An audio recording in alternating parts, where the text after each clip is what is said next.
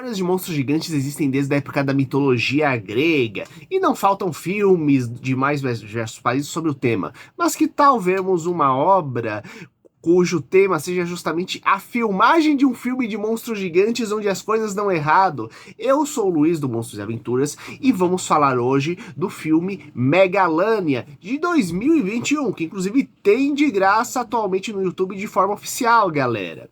Aqui um grupo de filmagens vai para uma ilha na Ásia, onde eles tentam filmar um filme de monstros gigantes, porém as coisas dão mais do que errado, porque começam a aparecer monstros gigantes de verdade na ilha, e você descobre que o local tem seus segredos misteriosos, a equipe de produção não tinha investigado nada do lugar, pegou e simplesmente achou o local mais distante para a produção e talvez o mais barato, na verdade, para pegar e realizar a produção. Então você acaba tendo dividido em dois grupos o pessoal da filmagem: aqueles que querem pegar, se auxiliar para conseguir sair juntos da ilha, já que tem apenas um único barco que aparece por dia lá, que eles têm que pegar e sobreviver até chegar ao momento daquele barco, e o outro pessoal que quer dar um jeito de tirar alguma grana disso, nem que para isso tenha que pegar e deixar morrer todo o resto do pessoal da produção, galera. E esse filme já começa interessante porque o nome original dele é Varanus priscus, que é simplesmente o nome científico do Megalania, que é um lagarto que existiu de verdade há milhares de anos atrás. No entanto, ele era vivo até 40 mil anos atrás. Logo, ele foi contemporâneo do início da humanidade, junto com os mamutes, tigres dentes de sabre, etc. Sendo que era um lagarto que é considerado um dos maiores que já existiu, chegando até 8 metros de comprimento, e o primo mais próximo dele atualmente é justamente o dragão de Komodo, que também é um lagarto que é um dos maiores do planeta. Inclusive, eles fazem parte de um grupo chamado Lagarto Monitor, que tem as características justamente essa cauda longa e esse pescoço bem compridão de lagarto, né? Além de algumas características físicas interessantes. Por exemplo, o coração deles é extremamente parecido mais com um dos mamíferos, todo complexo, cheio de cavidades, do que com os dos répteis tradicionais, que normalmente apenas tem 3 buracos dentro pelo qual circula o coração. Então, o oxigênio circula e funciona melhor no coração desse tipo de lagarto, por exemplo, conhecido como lagarto monitor, né? Então, a gente pega e tem um mínimo de base científica interessante dentro da história, apesar do lagarto aqui ser muito maior do que isso. O Megalania da história, ele tem pelo menos uns 10 metros de boa, diga-se de passagem, além das outras criaturas que você tem na ilha. E quando você pega tudo isso e começa a analisar o filme, ele acaba sendo uma mistura de sátira, homenagem e desconstrução. Isto é, ele pega elementos clássicos de histórias de monstros gigantes e brinca com eles, misturando ação, comédia e terror para criar situações novas.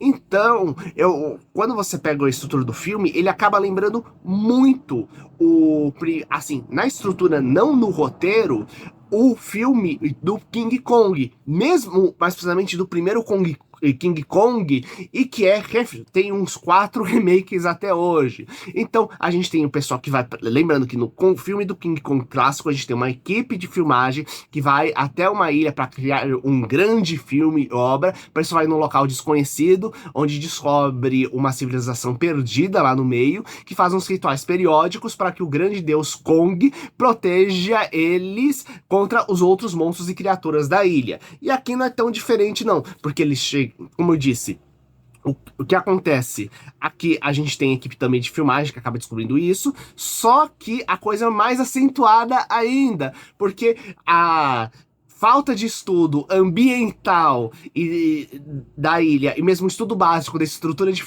filmagem, acaba fazendo justamente com que o monstro acabe despertando quando ele acaba indo numa ilha parte de uma ilha que não deveria ser mexida. E, junto com isso, outras criaturas da ilha acabam aparecendo. A gente tem, assim como no filme clássico do King Kong e seus remakes, normalmente a gente tem um combate entre o King Kong e um dinossauro, aqui a gente também tem, só que no caso, entre o Megalania e uma serpente gigante, que é uma das, inclusive, partes fundamentais da estrutura da história. A gente também tem os vestígios de uma civilização perdida, inclusive no início do filme, temos justamente na época da Segunda Guerra Mundial um grupo de aviadores americanos caindo lá e se deparando com esse pessoal quando eles ainda existiam e faziam um ritual para controlar o Megalania. E a história se passa nos tempos recentes, provavelmente no mesmo tempo de produção do filme, que é 2021. Sendo que você fica em dúvida o que aconteceu com esse pessoal. Porém, quando você vê uma arma recente, provavelmente de uns 10, máximo de uns 20 anos atrás, que aparece na ilha, né? Dá a impressão que já houve uma equipe militar que já foi pra ilha, só que provavelmente eles acabaram atrapalhando o ritual e todo mundo acabou sendo morto lá no meio. E aí ele ficou uma daquelas coisas, provavelmente, tem um monte de animal selvagem, caverna estranha, floresta lá dentro, não, não se aprofunda lá dentro não, fica só no litoral que senão você pode morrer lá dentro, sabe? Então, bem curioso isso. Além da gente pode levar a questão de que algumas coisas não são tão exploradas assim, porque também é um filme com um toquezinho meio de comédia.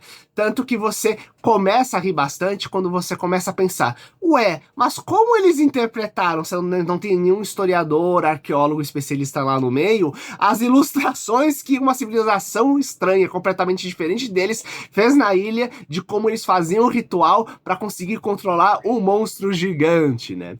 E no meio dessas homenagens, a gente tem inclusive uma ao filme clássico da Múmia. Só que ao invés de termos os besouros, nós temos uma criatura própria que parece um tipo de inseto da ilha, fazendo as mesmas ações daqueles besouros que guardavam as tumbas das múmias no filme clássico. Não no clássico dos anos 30, né? Mas no clássico não de terror, mas de aventura, que foi feito lá no finalzinho dos anos 90 nos Estados Unidos, galera. Então, ele é bem divertido nesse meio, assim como as diferentes atuações de cada personagem, né? Afinal, nós temos a atriz que está tentando ser reconhecida não por ser apenas bonita, mas também por ser uma atriz de verdade. Porém, temos um produtor que é extremamente sacana e acha que é o Song, que tenta controlar todo mundo lá dentro, mesmo as coisas estando desabando e querendo lucro a qualquer custo, não importa quem precise morrer. Nós temos o Jason, que é o especialista em sobrevivência, que tá pegando e tentando se mostrar útil, mas tendo uma série de problemas e conflitos com o diretor, ao mesmo tempo que tem o lado ganancioso dele, que fica atormentando ele o tempo todo. Nós temos o nosso herói mesmo, que é o Kiao, que é um ex-militar, olha só outro clichê básico, né, que tá agora dentro da área de cinema, que parece mais um ajudante geral pro qual ninguém dá bola, mas que é um dos caras que é responsável justamente, ainda mais por causa do treinamento militar anterior, do qual ninguém sabe, porque simplesmente ninguém conversa com o coitado do cara. É fundamental para eles conseguirem sobreviver às diversas situações que tem dentro da ilha, né? E com tudo isso, a gente pode inclusive puxar um assunto interessante que é o mesmo da época do King Kong, né? Que temos a história. Não, vamos para um ambiente selvagem, fazer várias filmagens para conseguir pegar e ficar famosos. E mesmo que a gente tenha que machucar os atores, né? Mesmo que a gente tenha que fazer dano ambiental. Porque inclusive a gente teve problema com isso, inclusive no último Guerra das Estrelas, onde naquela ilha que tem no episódio final do episódio 7, onde tem o Luke Skywalker lá vivendo isolado naquele planeta alienígena, ele foi feito numa ilha que teoricamente não era para ser feita essas filmagens porque ela tá sob proteção ambiental, porque qualquer coisa lá pode intervir numa espécie que é única de pássaros que existe nessa ilha. Tanto que no episódio 8, as filmagens dessa ilha, como tem um monte de pássaro local, foi substituído tudo por um bichinho alienígena fofo. Só que por outro lado, até onde isso pode ter causado problemas ambientais para toda aquela espécie, já que a ilha teoricamente era para ser isolada, gente.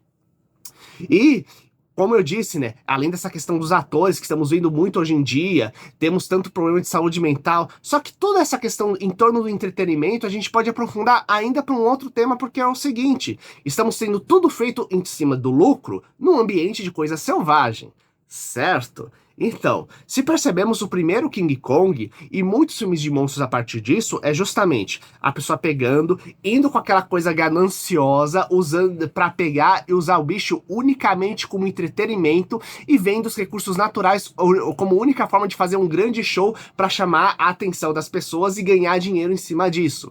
A gente vê isso no King Kong, em Mothra, a Deusa Selvagem, um dos primeiros filmes feitos pelos criadores do Godzilla. A gente tem a mesma coisa, só que com a nossa querida Mothra, a borboleta gigante. Aqui não é diferente, já que ele tá tentando inicialmente usar os recursos naturais da floresta para ganhar dinheiro primeiro filmando, depois dando algum outro jeito de como vou ganhar dinheiro em cima disso.